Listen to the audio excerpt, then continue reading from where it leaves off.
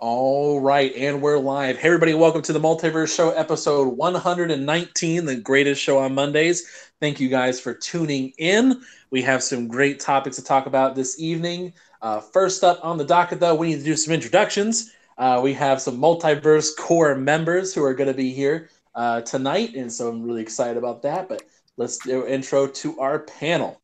First up on the docket, we have the gaming Gambino himself, the Donna Deletion, Mr. Mike P. The Truth. Yo, what's going on, guys? Thank you for joining us for another fine episode of the Multiverse Show. We got some great guests for you guys tonight, some great things to talk about, so let's get it started. And we have the Caesar of cinema, the Baron of Britain himself, Mr. James Wilson. You are most welcome to have me here. All right, and we have the Sultan of Syntax, the Paladin of the Piedmont, Samuel Tolbert. Hey guys, how's it going? I hope everyone has had a wonderful weekend playing Crackdown 3 and Metro Exodus and absolutely nothing else. In all seriousness, it's good to be here. Got some good stuff to talk about, I hope. All right, and your Battle Royale buddy, one of the new members of the Multiverse Core. We'll talk about that a little bit later. Relevant Native. Hello, good people, good people. Thanks for having me on. I'm excited to be here. Let's get into some topics, man. Let's go. All right, and we also have the hair without compare, the true Italian companion, Mr. Nick Marseille. How you doing, sir? Hey, all good. Humble to be here. Always thank you. Whenever I'm here, always grateful. And yeah, let's do some talking. I'm ready. All right, so we got some stuff we need to talk about. But before you guys get started here, we need to talk about something important. I am having a deal with you guys right now. I have a beard. If we can get 15 likes or more during the show, those 2 likes that Nick put there before the show don't count. We gotta get 15 likes during the show, and I will shave my beard live on the show. So let's get started with some of these topics. All right. So first up on the docket, as we ask every single week, what have you guys been playing? Let's start with Jerry. What you been playing, sir? Actually, I've been playing a lot of The Division. I went back to it 2 nights ago, and I can't get off of it, man. Running the Underground, there's a global event going on right now. And yeah, dude, that's completely taken over. Just in preparation of The Division 2, which I've been talking about nonstop all weekend. I'm just hyped for it, guys. I'm hyped for it. So it's just The Division. Honestly, a little bit of PUBG here and there, but mainly The Division. As to be expected. Mm-hmm. All right. And Nick, what you been playing? Me, I've been playing quite a few things actually. Let's see, five games. I finished the Resident Evil 2 4 times since it came out. Nice. Nice. Yeah, it's freaking phenomenal.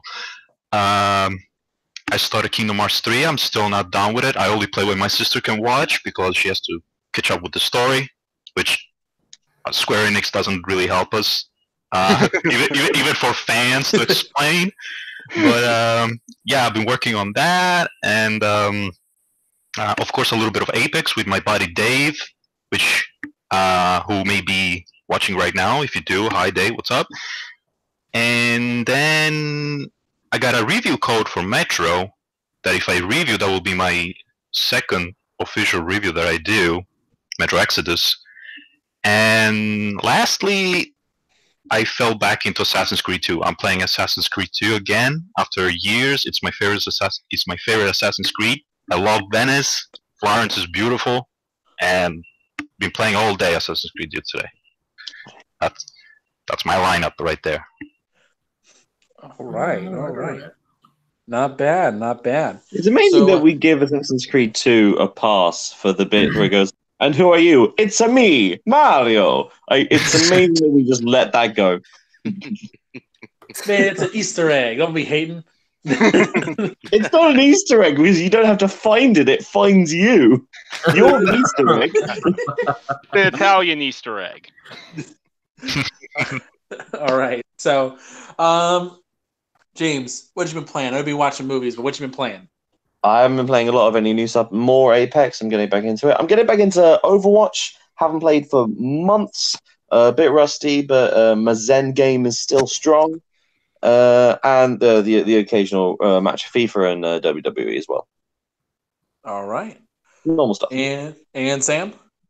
I have been playing a metric ton of Metro Exodus. I finished it earlier today, a couple hours ago, actually. Absolutely phenomenal. What can I say? I love that game so much. I've also been playing some Wrecking Zone in Crackdown 3. I've been trying that, getting most of the achievements. I haven't touched the campaign yet. And that's pretty much it. But a lot of those. All right. And I've actually finished Darksiders 3. I finished Crackdown. I finished the entire campaign. I did a good bit of Wrecking Zone.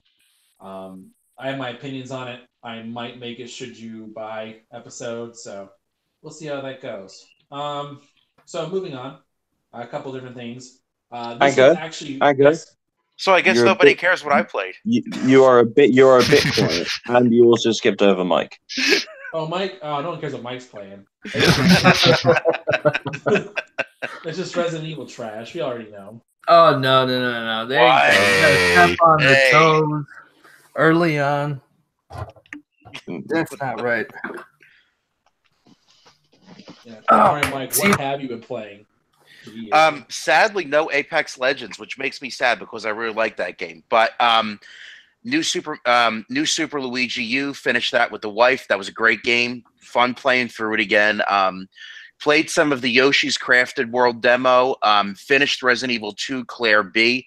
My God, what a game. If we have time, I want to talk about it a little bit if we have time at the end of the podcast. And started Crackdown 3 as well. Started the campaign in that. Been playing that for a few hours. All right. So, moving on a little bit. For those of you that don't know, last week we announced the Multiverse Core, which is going to be a new thing. Anytime we have extra spots open, sometimes we have the people who have a very unique perspective on the show. People who are semi-regular guests, they're going to be able to come on the show, and they're going to be readily available.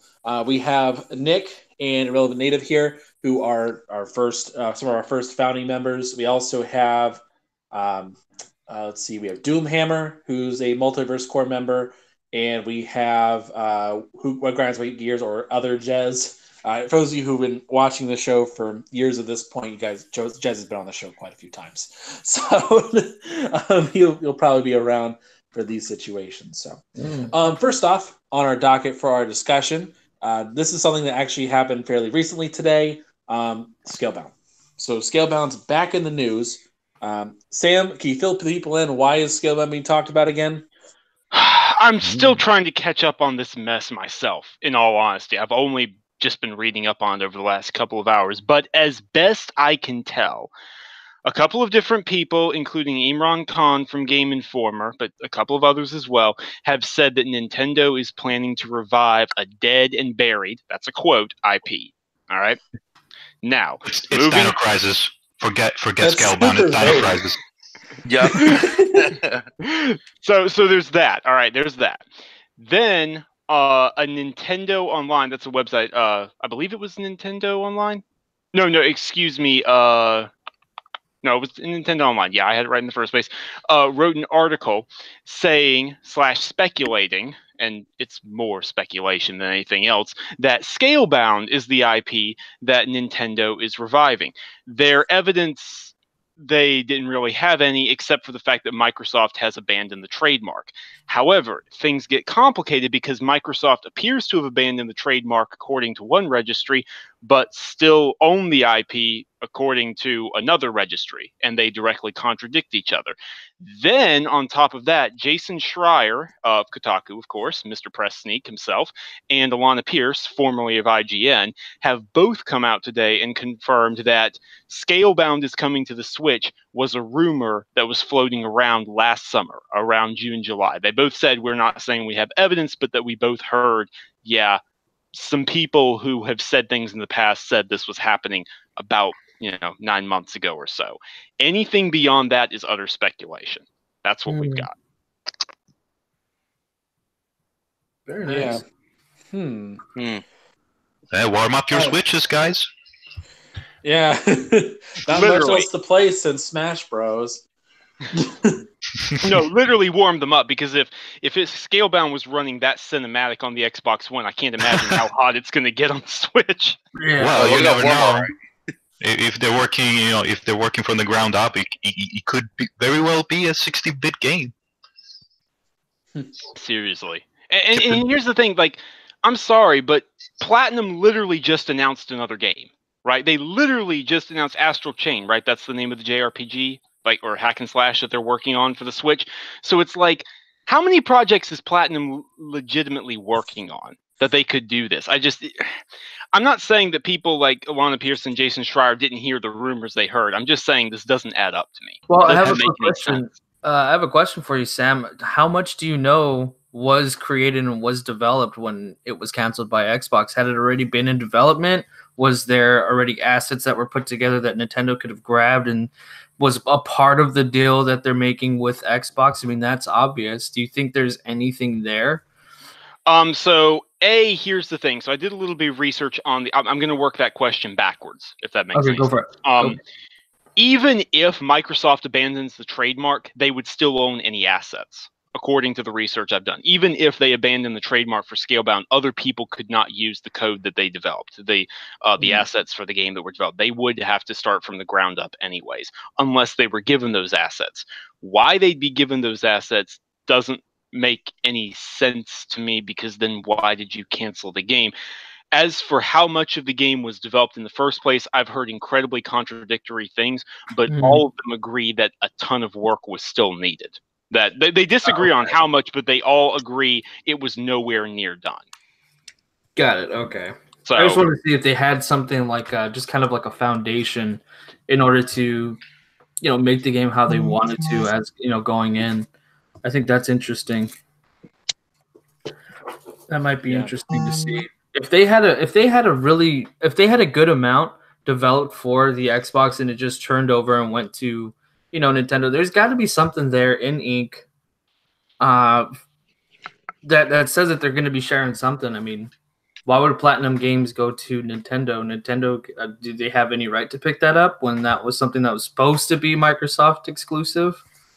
So that's what they were talking about, right? The only reason this makes sort of a lick of sense is that Platinum have got a good relationship with Nintendo the past few years, with the Bayonetta 2 exclusivity and the recent Bayonetta stuff. And,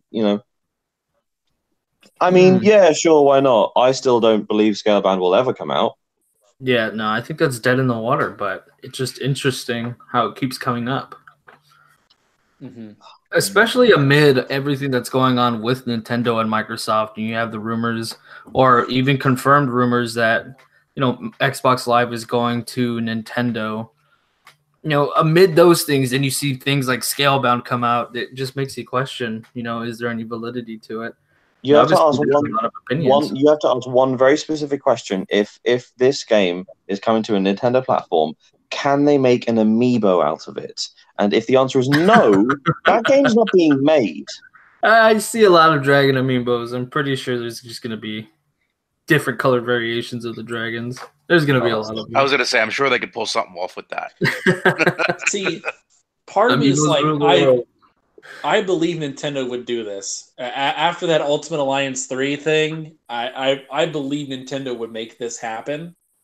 But I just don't know how. Like, it would have to be a different name. It would have to be a slightly different concept. I don't know. Well, Nintendo already has the perfect dragon game. It's called Spyro the Dragon Ignited Trilogy. or is it on Nintendo? Is that game on Nintendo? I don't think it is. I don't know. Not off the top of my head. Because I'm thinking Crash is, but I may be wrong. By the way, for those of you who are watching in the chat, you need 2 more likes for it to happen because Creepy Bunny cheated. No way! Creepy Bunny cheated. He put 2 before the show started. The rules were during the show. Dude, we're at 8. We just got 2 more while you were talking, Ivan. We're at 17. I don't believe it. On my screen. It's not there. I don't see it yet. Refresh it. No, I don't see it yet. I'm sending you a screenshot. There you go. No, you can post take those screenshots. receipts. Make sure to put it on Twitter. Hashtag receipts. I'm currently seeing 17 as well. Are you going to do it on camera, or are we just going to have to? I'll do it on camera. I'm going to do it on camera. Right, but so yeah, moving on to the next topic where I don't have to talk so much. So February the 15th. February the 15th. The Battle of 4 Games. It's been kind of crazy. We've been looking forward to this moment since E3 last year of what was going to happen, who was going to flinch. So we had 4 games come out and demo for Anthem. Yeah, that's a different thing. We had 4 games come out. We had Far Cry New Dawn. Yep. Metro Exodus, Jump Force, and Crackdown 3. All of them came out at the same time on the 15th, and it was crazy. So out of a digital showing of hands here, who played and what games out of that group? Right now, I didn't play a single one. Yeah, we expect nothing less, James. We expect nothing less. I only played 20 minutes of Metro, and I can tell that's the best of the bunch. Good man. But good man. That's about it. The only one that I've played is about, I would say, like 3 or 4 hours of the campaign of Crackdown 3. Mm-hmm. I played about 20 to 25 hours of Metro Exodus. I need to go back and check, but it was roughly that long to beat it. And I've played 3 or 4 hours of Crackdown 3 Wrecking Zone. Jeez. Okay. I didn't play a damn one of those. I played the Anthem demo for maybe about 2 hours, if that, the 10-hour trial. Mm-hmm. And I don't know, man. There's something about it. It doesn't catch me. I'm not... I'm still side-eyeing it. I'm not convinced. I've never been convinced with Anthem. I don't get it. Yeah, Anthem is kind of getting poo-pooed on. I'm kind of surprised. I'm kind of surprised by it, actually. I mean, I'm not the target audience. I don't enjoy Destiny. I don't enjoy games that are like multiplayer only.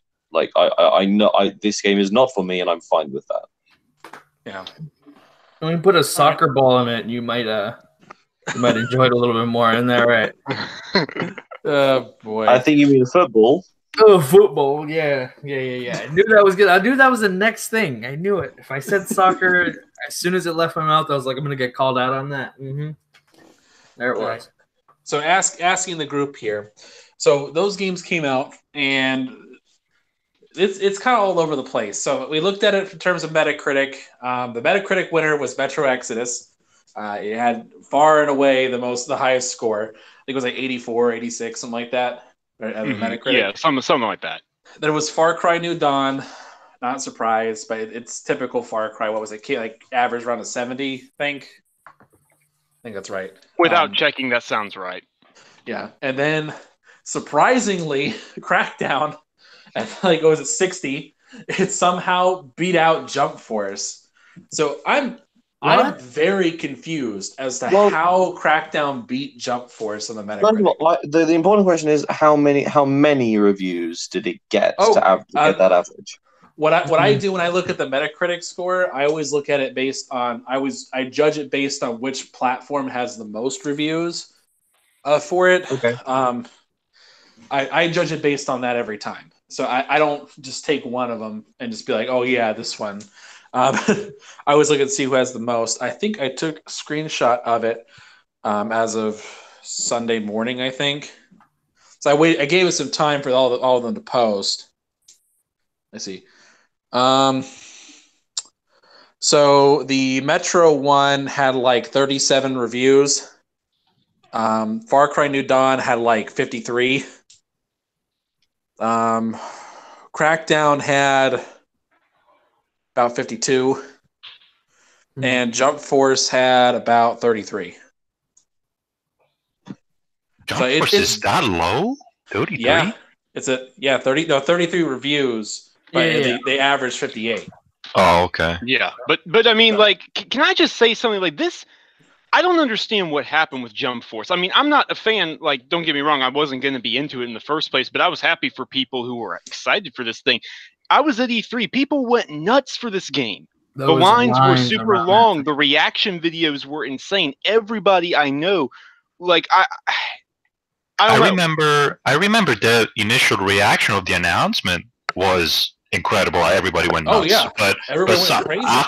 After that, kind of died down. I never saw anybody else like being into it. I don't know, tweeting, talking about it. I just remember the announcement. I just remember the reaction of the announcement. Yeah, it's just, man, I don't know. Bandai Namco, usually they're pretty good about this kind of thing.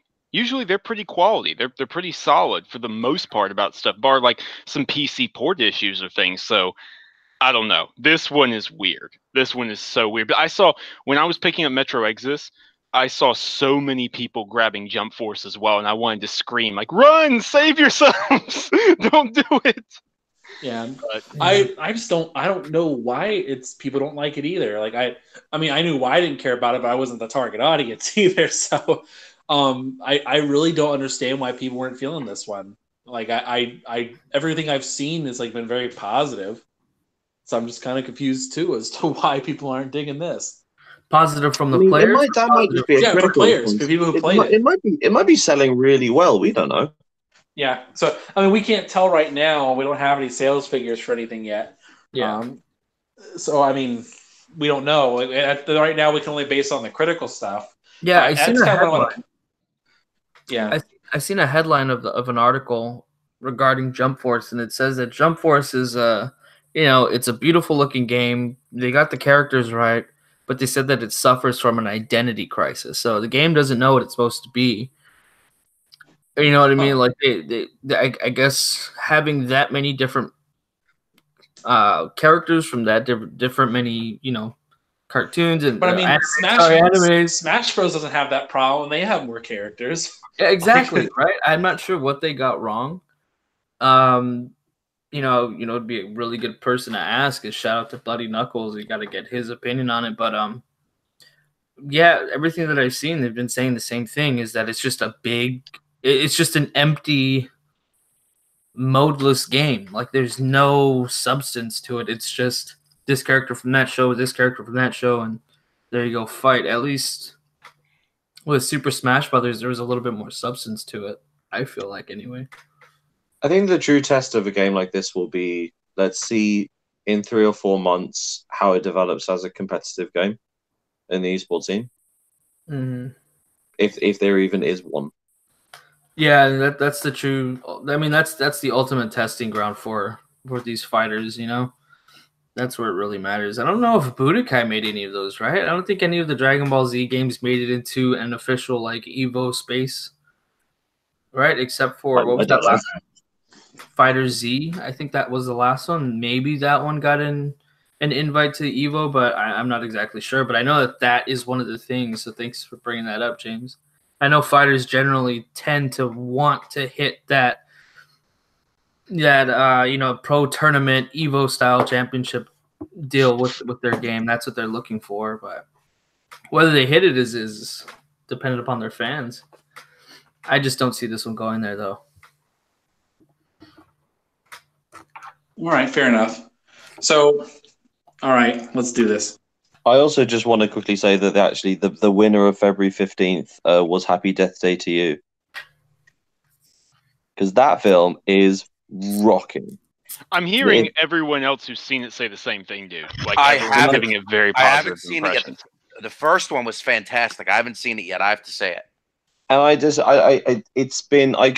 tweeted about my absolute joy of watching this film. I watched it on Valentine's Day evening. I was on my own, but I was in a cinema that was full of dates, and I was really worried that they were all going to be chatty during the film. And then the moment it started, and I love when films do this. It had the Universal logo, when the planet and the Universal thing, that happens. But then it restarted, and then it happened 3 times, and I knew that by the fact that I love it when films do that. I knew that I was in for something great, and every 10 or 15 minutes they added something new to the world of this. Because in the first film, it's just sort of like implied as like a curse, right? She's just cursed. And this one, they add a reason to it, and the reason's so good. I don't want to say anything more about the film, but like, if you enjoyed the first one, you have to see this film. Like right now, as I sit here, of all the films that I've seen that have come out this year, this is like stone cold favorite. Wow. But right now, there's much more important things to do and watch. All right. So, moment of truth. What you guys been waiting for? That's why you never bet, Anchor. That's why you never bet. I know. You're gonna bet at least put it at like a reasonable 15 likes. Really? You didn't think It's that Nick during and this I challenge. would draw the crowd? You didn't. You think gotta learn that from would kids' happen? move, man. Don't bet. Don't bet. All right, so hold on. All right, so I'm not going to show the whole process because this is going to take a while. We have to do this right. So I'm going to trust Sam to continue the show for a little while, but I'll show you the first few. I'm going to put myself, I'll at least show the first little bit. So, all right. All right, here we go. Everyone shut up. Everyone shut up.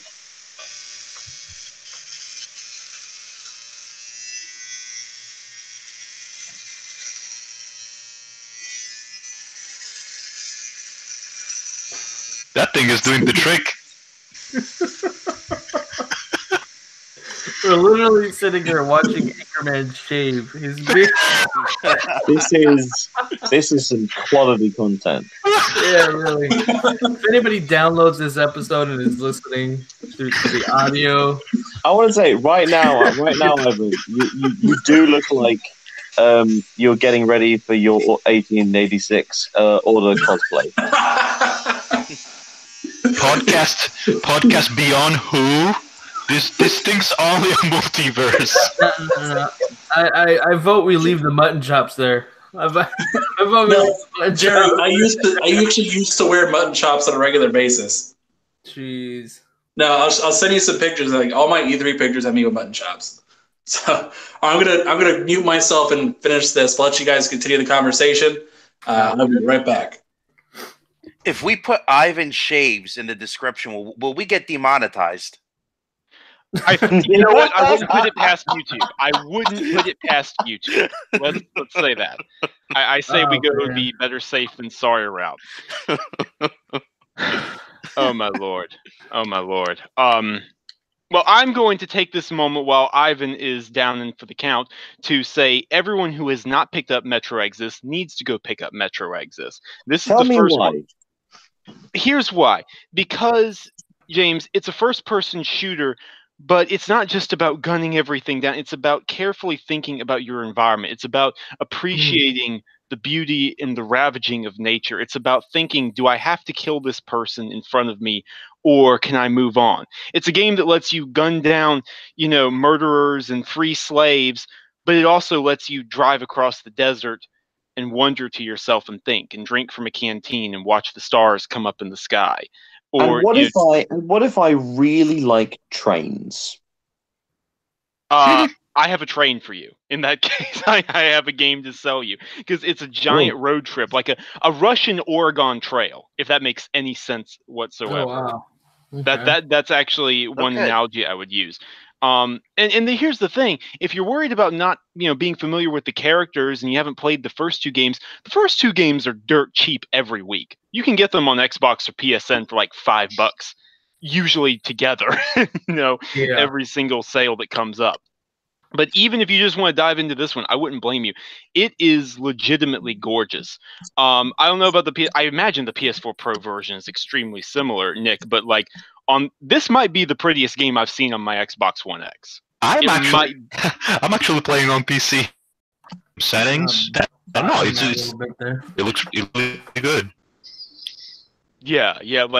I said this on Tick Podcast, but when the first cutscene ends, I actually couldn't tell that the cutscene had ended until I took control of Artyom, which is the main character. I couldn't tell. I was like, oh, we're in game now. We're in engine. That's how good it was. The guns have a weightiness to them. That's one thing that's going to be very different from a lot of shooters. You turn a lot slower. Your max sensitivity is going to be lower because everything is supposed to have a heft to it. So if you improve your guns and you add stability to them, it's going to make them heavier and heavier. So it's okay, do I want to be more accurate or do I want to move quicker? You can customize all your stuff, craft on the fly. It's pretty crazy. It's pretty crazy. I'll have a full review coming extremely soon. Within the next couple of days, I'll have my review up. Very nice. All right, gentlemen. We're ready. All right. Yep. Nice. There we go. So it's doing okay. Nice. I haven't shaved in over a year, so it's been a while. So.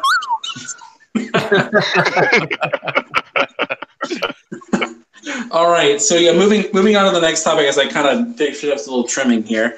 Anthem. So Anthem's coming out this Friday. Finally, a lot of people have been waiting for it. I kind of want to get the general vibe from the group here because I've heard a mixture of things about whether people are like Anthem or not. I kind of want to get the feeling here. I want to start with Sam because I know he's been very critical story wise. So Sam, start with your position. We'll move on from there. Right now, my position is I need to see massive technical improvements. That's my issue. Like, the demo was cool, okay? They should have called it a beta, but I digress. It was really cool. Like, flying around, the combat mechanics, the customization, which completely blows Destiny's customization out of the water. Like, that stuff is awesome. And I'm willing to give them the benefit of the doubt on the story. Even though I wasn't sold on what we got, we were dropped right in the middle of everything. So it's like, okay, I believe we could get a better introduction than this. I believe we could actually understand the characters. Like, who am I supposed to be attached to? What am I defending? What's my purpose here? That's fine. I'm willing to give them the benefit of the doubt there. But what I can't give them the benefit of the doubt on is 6 weeks before launch, these massive technical issues. And I know they fixed the infamous 95% loading bug. From what I'm hearing, the frame rates in the 10-hour trials that people have, the frame rate has been a little better. But nonetheless, like, that's not enough. I mean, for God's sake, guys, there was a bug recently in the 10-hour trial where if you hit the quick play option, you could be loaded into the final mission. Yeah, I'd heard about that. What on earth? Like, this close to launch, that's something we shouldn't be dealing with. That we just shouldn't. I don't know. So that's where I am. Like, I'm slightly more positive than I was when the demo came out. I'm a little more optimistic right now, but I still need to see massive day one improvements. That's just the unfortunate reality of it. So I have a question for you, Sam, and for the rest of the panel, because we always hear of one of two things with games at launch. Games at launch, especially like the open world games or the massive, MMO type of games, where there's multiple players all on screen. There's co-op. There's just it's heavy multiplayer focused. We always see one of two options, two distinct, variations of how it launches. Either one, it launches with a bunch of bugs and people hate it, or two, it launches and it's barren of content. It doesn't have enough, or it's just it's most of it isn't operating at that time of launch, and they say, okay, we're going to push this content out later. Which of the two do you think Anthem's going to fall under? Because I don't know if anybody's saying anything about endgame stuff, or that's what I'm worried about. And I think me and Anchor had talked about the other night, and that was getting the endgame loop correct. Was that you, Anchorman, that was saying that? I think that was me, actually. But we were all in that conversation. That was Sam. Yeah. Because I was talking about how we haven't had a perfect loop yet, really. Although a couple of them have gotten close. Okay, so do you think... I'm thinking, seeing where Destiny's at now, playing the 10-hour trial for the little bit of time that I did, the bugs I did encounter and everything, but I'm also really skeptical of what else is there. You know what I mean? I haven't heard too much, haven't seen much, and it just doesn't feel like... I think it's going to... Sad to say, I think it's going to hit both ends of that spectrum, where it's going to hit the glitchy, buggy mess, and it's also going to hit that there ain't shit to do here. Excuse my language. There is nothing to do here in this world at endgame. What will that do? What do you think will happen if Anthem fails? If it does. The Division 2 is right around the corner. If they fail, they're in trouble. That's just the reality of it. If they take a month to hammer out these bugs, I mean, I can see on them pushing back endgame content, different things, kind of like how Destiny did, where they drop expansions and that's how you got more content. But otherwise, you're grinding the same things over and over again. I don't want to see Anthem go down that wayside, but I feel as if their bugs and their glitches are going to hold them back. And then, in turn, it's going to also hold back the DLC drops and everything like that, the expansions that they're planning. So I'm wondering, I have a feeling that Division 2 is going to completely overtake it, and that's troubling. From what you're saying, it sounds sort of like the No Man's Sky situation when it launched. But that's more of a we were promised one thing and got another. Yeah. But as we've all seen, a year and a half removed since No Man's Sky's launch, it's a radically different game. It's the game that we were promised, and it's much better. I mean, surely Anthem, with the power of BioWare and the money of EA behind them, will look at that and go, we can work with this. Like, there's a time period for us to make this game palatable for everyone. If it doesn't work in the first month, we'll find out and we can change it to a degree. Yeah, I agree with that. I mean, this game is going to either live or die based on how well BioWare and EA support it going forward in the months and years to come. But unlike No Man's Sky, the message between what this game is very clear.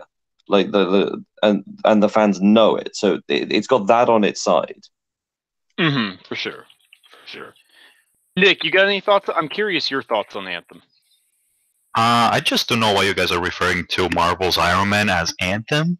But I'm sorry, I'm going to butt in here, but I'm going to butt in here really quick for you, Nick. What I was going to say is answering what James was saying. Games shouldn't be like that, though. They shouldn't intentionally launch broken or unsure of what they're supposed to be. Like, yes, they should adapt. Like, the No Man's Sky situation should not be a model. It should be a testament to fixing problems, but it shouldn't be the end-all, be-all, like, oh, this is the model to do it. We can launch it, people will hate it, and we'll fix it later. It shouldn't be like that. You know what? That makes a lot of sense, and I wish more Bethesda games did that. Silence. Fallout 76 was a treasure. You want to know who got this? You want to know who got that model right? I know I'm gonna get crap for this. The Order 1886. Not the Order 1886. You were trying to mess me up. Sea of Thieves got it right. No. No, wait a minute. It launched. It was light on content at launch. Yes, 100%. I'm not going to disagree with that. But it wasn't broken. It wasn't buggy, at least not in my experience. And at launch, you got an idea of what the game was about and what you were doing in the game. And Rare, over the months to follow, they've just continued to build and expand on it. So they kind of got it right with Sea of Thieves, at least in my opinion. See, but the thing is, Sea of Thieves right now tinkers on the border of it's relevant and it's irrelevant. You know what I mean? Like it walks that fine line between being completely forgot about, because I mean, I don't see anybody on my friends list ever playing Sea of Thieves. Ever. And not to say that my friends list is the end all be all, but I'm saying the amount of people that I see and I mean have talked about Sea of Thieves, it's not there anymore. I don't hear about it. How you didn't say that Sea of Thieves is treading water or walking the plank is beyond me. Because I don't do that. Oh my God, James. I don't do that. I don't subject people to. We live in an SEO world, gentlemen. But going back to horse in a hospital, okay? It's a whole thing. But going back to Anthem, though, the one thing that did concern me, what I was reading about the game, is the fact that apparently there's padding in the campaign. Like there's arbitrary roadblocks that BioWare put up, like to progress in the campaign. I've heard that. There's a point where you have to like get 50 SMG kills or kill 10 people with ultimates or revive 3 teammates or something like that to progress in the game. And I read that, I'm thinking to myself, why is this here? Because everyone loves escort missions. Oh God, fetch quest.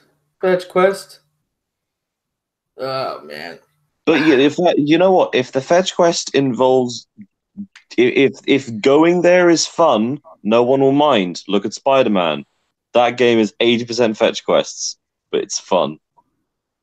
That's a good point.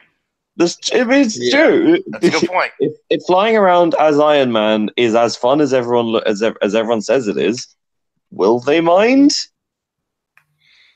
Who's to say? No, probably not.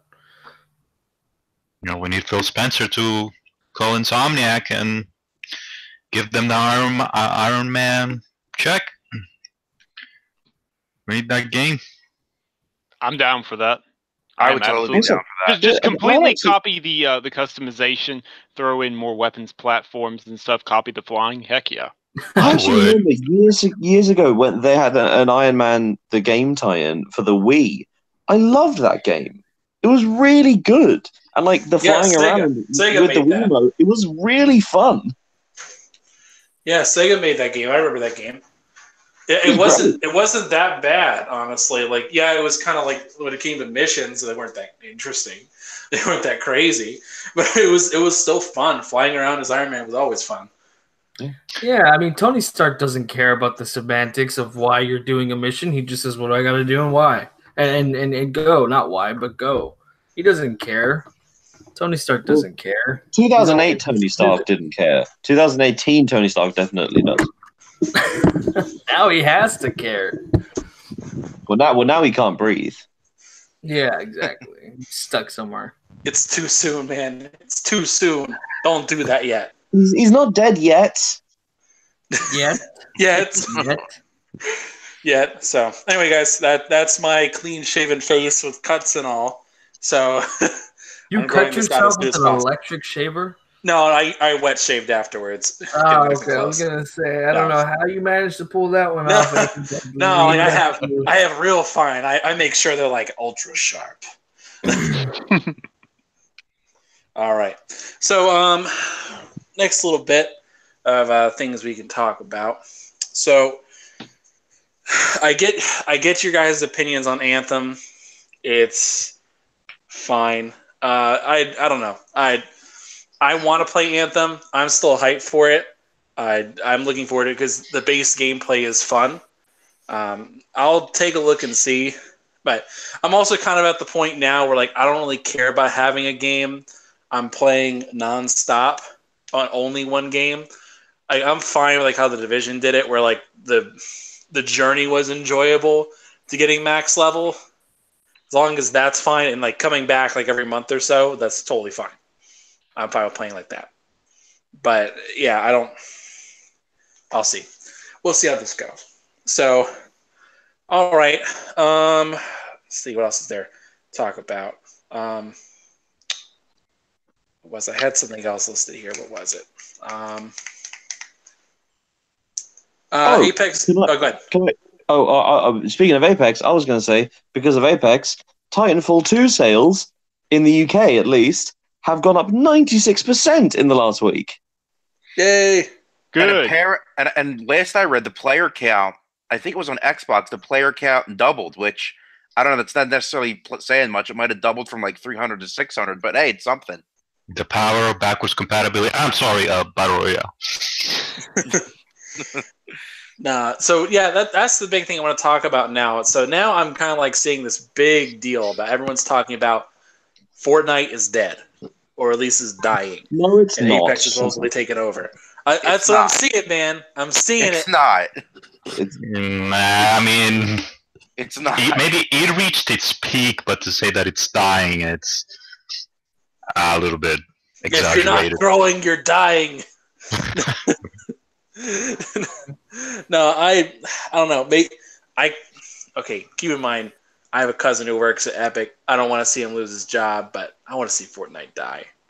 I'm so tired of it. I'm so tired of it. The game can do whatever it wants. I want the Fortnite community to shut the hell up. That's what I want. Yeah. Yeah, that's a good one. But they're kids. They're kids with iPads, so they're not going to shut up. Yeah, well, we'll see. Yeah, we'll see. The thing I think that not enough people are talking about is the real problem is the Battlefield battle royale thing that hasn't come out yet. March, right? The fact that EA now have a really successful and a well-liked battle royale mode that came out of goddamn nowhere. What will this do?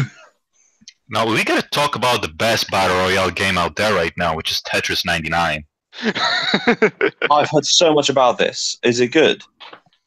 I mean, I haven't played it, but I've seen gameplay, and it's like the concept is crazy. Like you are battling against other 99 people. You got all these bricks falling, and you got to be the last one standing, the last one that resists all these things, and people can send you extra blocks and stuff. I've seen a clip of a guy yesterday that made like a godlike recovery. It was hilarious.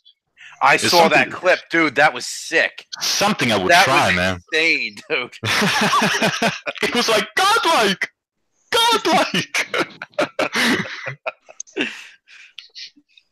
Yeah, no, I don't know anything about that Tetris game. It's got a trippy premise. If that's it, that's pretty intense. It's free to play, isn't it? Yeah, it's free, but my problem with it honestly is it's on the Switch. I don't want to play Tetris on the Switch. Like I heard. Yeah, what is up with all these Tetris games that are exclusives to platforms? You have what was that Tetris game for PlayStation VR and PS4 that's exclusive? Tetris Effect, right?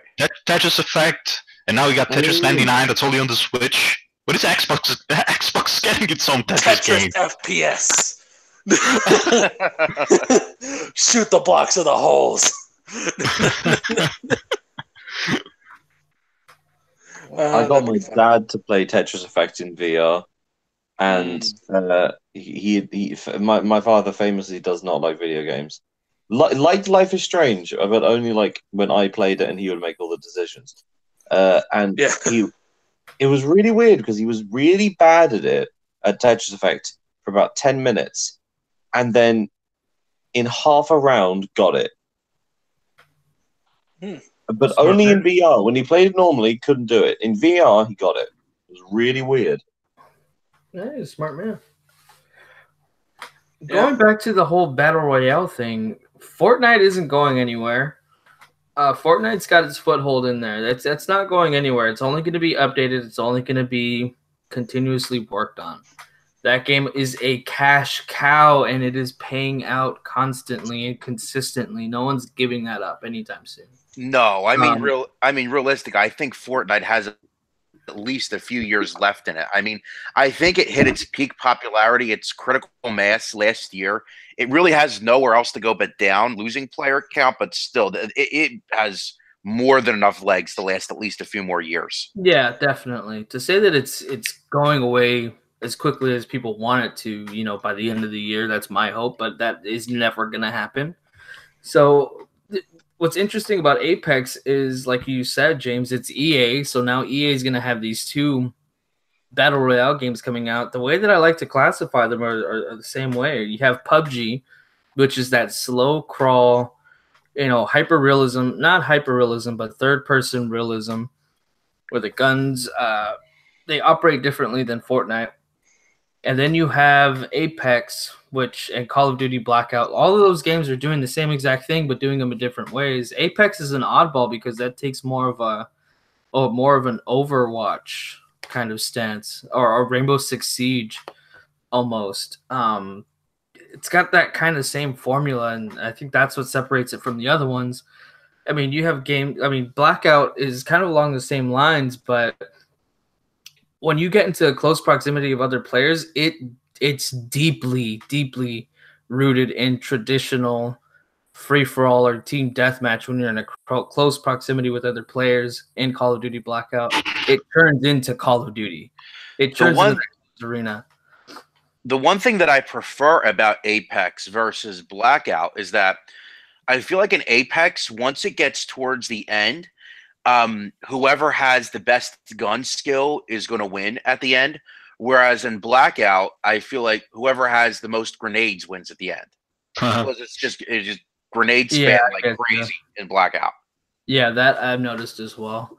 PUBG is the same exact way that Apex is. It all relies on gun skill because there is no variation in, there's no blue gun, there's no yellow gun, there's no purple gun. It's just you pick up the gun in PUBG and that's the gun you use, and there's no variation. If I shoot you with the same gun but you die before I do, it's because I'm better at using that gun than you.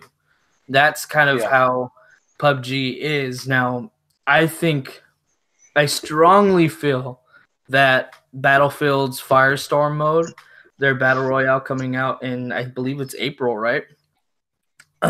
April 14th, I think, or something around there. Oh, it's April? I thought it was March, really. No, I thought it was earlier, April. yeah. No, they pushed it back. They pushed it back to April. They did this last year sometime. So this is already known. It's dropping in April. They're going to go the same route as PUBG. I don't see them going with different variations of their gun, or, you know, how Blackout does, where their crated weapons just come with specific attachments, special attachments. Same thing with Apex. When you pick up a gun, it's got different types of scopes, and each scope is a little bit better in different ways. And then you have those quote-unquote legendary scopes that are named items. Well, PUBG doesn't have any of that. And I have a strong feeling that Battlefield 5's Firestorm isn't going to have any of that as either.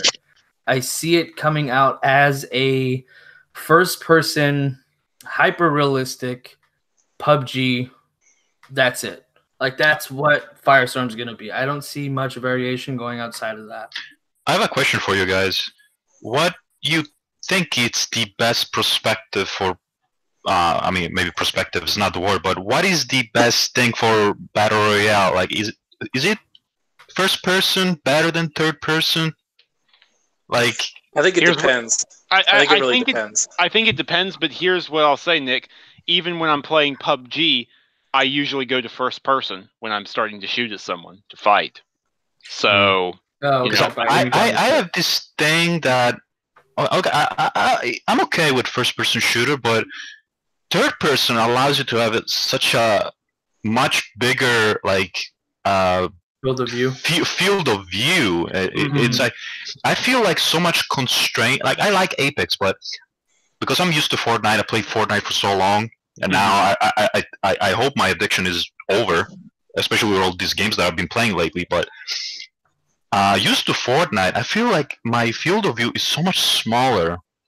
Like when in Fortnite, for example, I had to look behind a wall. I just had to move the camera a little bit. I can see the entire world. Whether when you're in Apex, it's a lot more, FPS-ish. And I think one of the reasons for that, and I personally like the third person perspective in PUBG. I prefer that perspective over anything else, but I'm perfectly comfortable with going to first person as well. It's not an issue, but one of the things that I like about first person, and if I were to choose to go that going forward, I know that what's going to need to come from me is a more reliance on my other sense, which is, hearing. An audibly beautiful game like PUBG, which I don't know if you've ever played it, Nick, but if you have, when you have your headset on, and if you have a decent enough headset, you can hear exactly where they are in a house. You can hear exactly. Where they're at on the street. You can tell what weapons they're using based on small sounds. It's beautiful. It's astounding, and that's one of the things that I can't get into it with Call of Duty Blackout, because Blackout doesn't have that sharp, sense. It doesn't give you the same amount of hearing that you would be able to get in a game like from PUBG. It's not the same, so it's a little bit more muffled. It's not as focused as PUBG is.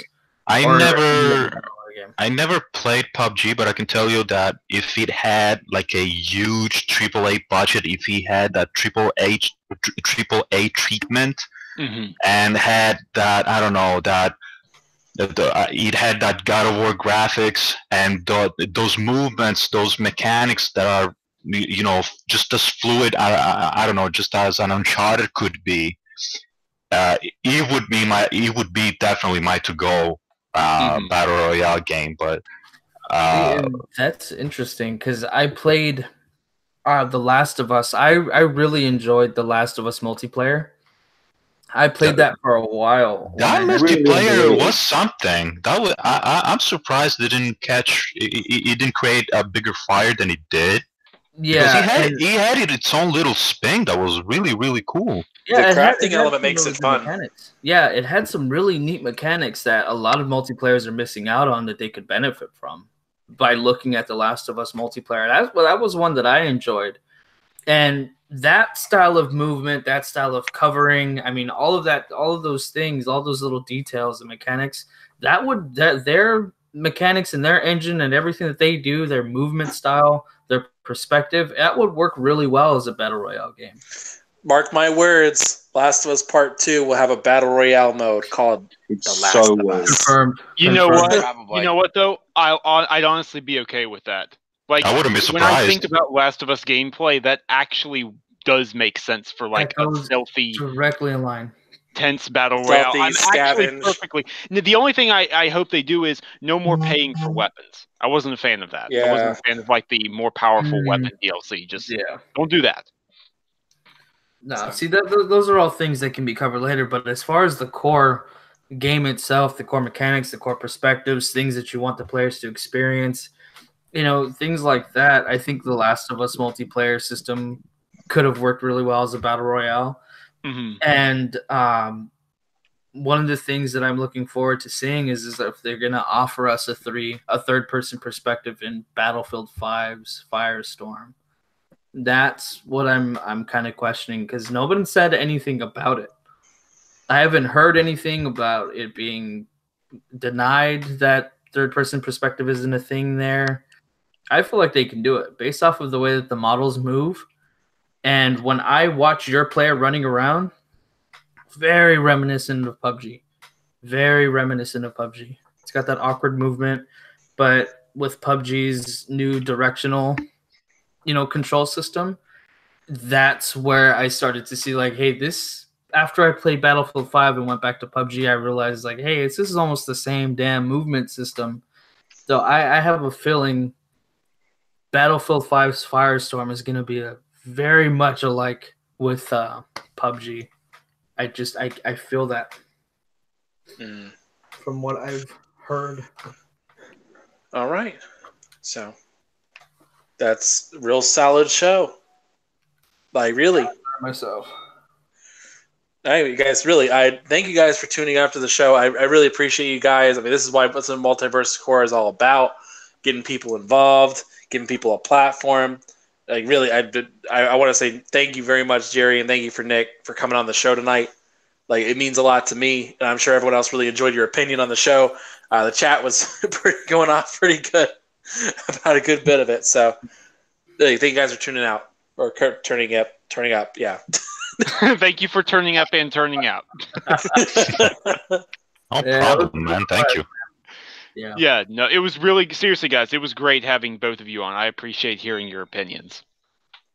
All right, so as we do our outros, I want to let people know where they can find you, where they can interact with you if they choose to. So real quick, Nick, where can the good people find you at? What's your handles? Where can people find you? You can find me mainly on Twitter, really, on @NickMarcel. On Twitter. I have a really minuscule YouTube channel. Nothing special, really. You can check that out. I'll be on the Twitter streets for the most part. And thank you for having me again, really. It's always a pleasure. Anytime we got the room, baby. All right, and Unrelevant, where can people find you? People can find me at the same place on twitter.com @IrrelevantNative. I'm actually thinking about changing my whole little moniker and name and stuff. Ooh. Yeah, so that'll be fun thinking about. Shoot me some ideas if you guys have any. I'm open to it. I always have gamer tag ideas. But yeah, you can catch me on Twitter, and you can also catch me on paybackgaming.com, I believe it is. I'll be putting out a few articles later on this week on some stuff that I've been playing and some ideas that I've been kicking around and wanted to get out there in the world and get your guys' opinions on it and what have you. But yeah, so I'll be putting out some stuff, so watch my Twitter and I'll let you guys know. And you could also catch me here whenever there's room available on the Multiverse show. So thank you, Anchor, and everybody else for having me. I appreciate you guys. All right. And Mike, where can people find you at? All right. You can find me writing opinion pieces for the Inner Circle at tickgamesnetwork.com. Also on Twitter at The Truth of Mike P, and pretty much everywhere else at Mike P. The Truth. All right. James? The people can get me on the tweets at James_S Wilson. Come and talk to me about wrestling, Radiohead, and writing. The 3 R's. All right, Sam. You can find me on Twitter at Samuel Tolbert. That's TOLBERT. Writing stuff on TickGamesNetwork.com. It's been fairly quiet because no one's daring to drop any news while all these games just came out. I have my review of Metro Exodus coming in the next 2 or 3 days at max, hopefully. So please be excited for that. And obviously any news and stuff. And we've got some other stuff, but it's still early days. So yeah, just come check the website out. We got everything you need. All right, and I'm Anchorman V2. You can find me at Anchorman G2 on pretty much every platform: Xbox, PlayStation, Switch, Instagram, Twitter, wherever else. You can find it. It's me, except for Pornhub. That one's not me. That was a joke somebody did back when Fallout 4 was coming out. So that one's not me. Anyway, guys, thank you guys for tuning up to the Multiverse Show, episode 119. Greatest show on Mondays. Again, we appreciate you guys turn up to the show. It's really we appreciate the chat every single week. We got over 25 likes for this episode. I'm honored. Yeah, I asked for 15. You guys give me 10 more. So, all right. Next time on the show, we're gonna have Mike shave off his beard for 50 likes. So, No, I can't part with it. No. All right. We're also gonna have James cut off his extra 2 inches so we can get him under the 6 foot. We'll work about that later. We're gonna have the details, figure that out later. Thank you guys for tuning out, and we are out of here.